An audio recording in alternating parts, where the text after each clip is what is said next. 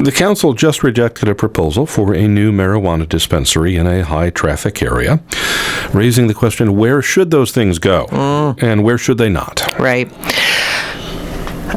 So where should they go? Where should they not? Obviously, there was a lot of outcry about the traffic pattern and impact on those streets heading into its Plaza and Baxter are kind of an L-shaped set of two streets off of, I guess that's Landmark and Mall Drive.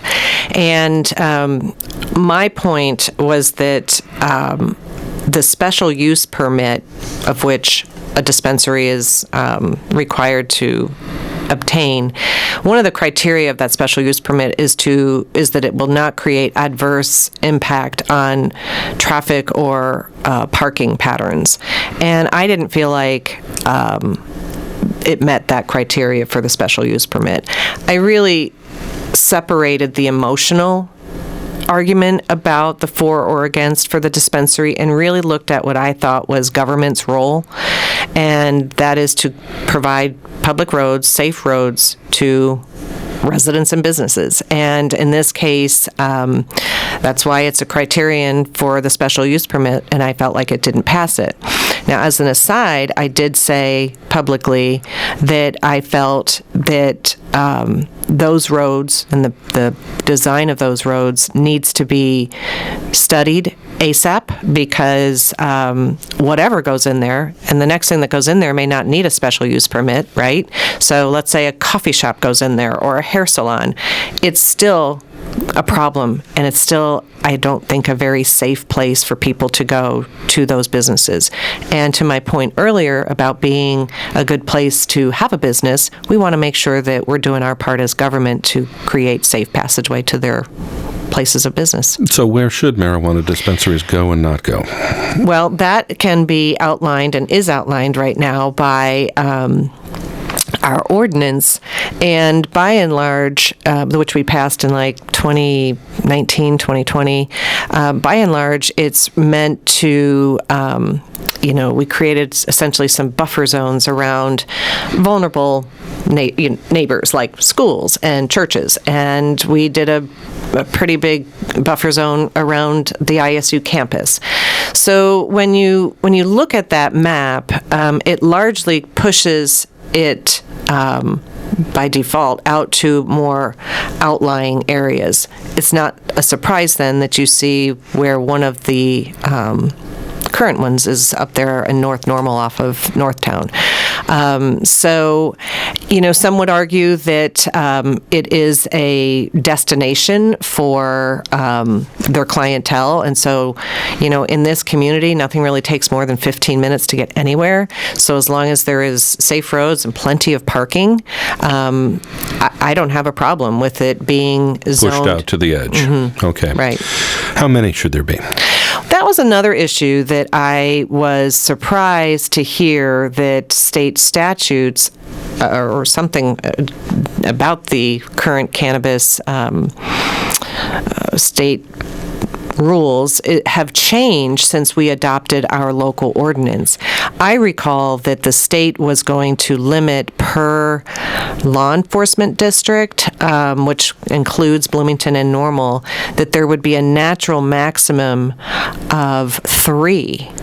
And what I was learning through that last vote process was that criterion has been changed, eliminated, or something. And so I want to understand more of what the new rules are.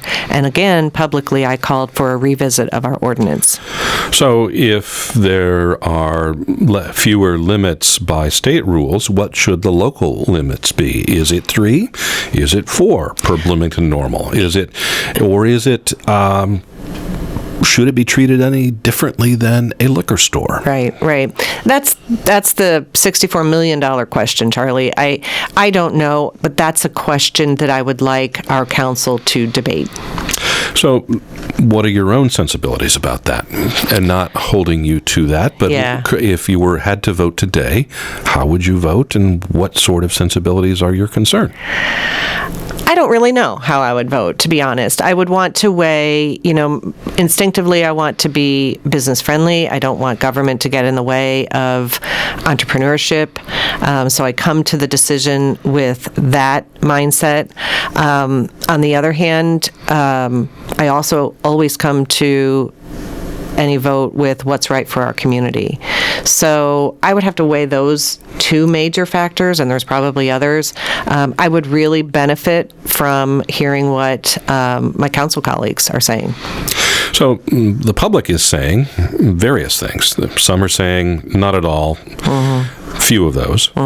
Some are saying, yeah, but you got to be really careful about where. And some are saying, it's just like alcohol. So how do you assess the sweet spot in public opinion at the moment?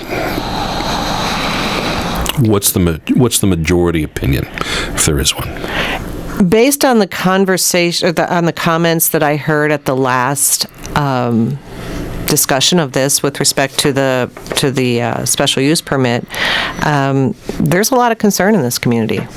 There is a lot of concern, and this has always been a family-friendly community, and I think we have to bear that in mind. And try to find, like you said, a sweet spot of what feels okay right now. And know that,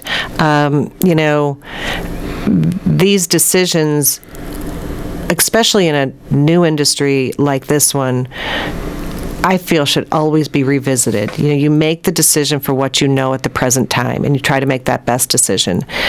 In 2 years, 3 years, you reevaluate it. I mean, look over time. I mean, look how many, once upon a time, towns and villages and cities were dry, and over time, you evolve with the times. And so this is a very new industry, and I think we need to give ourselves some grace to work into what is the perfect answer.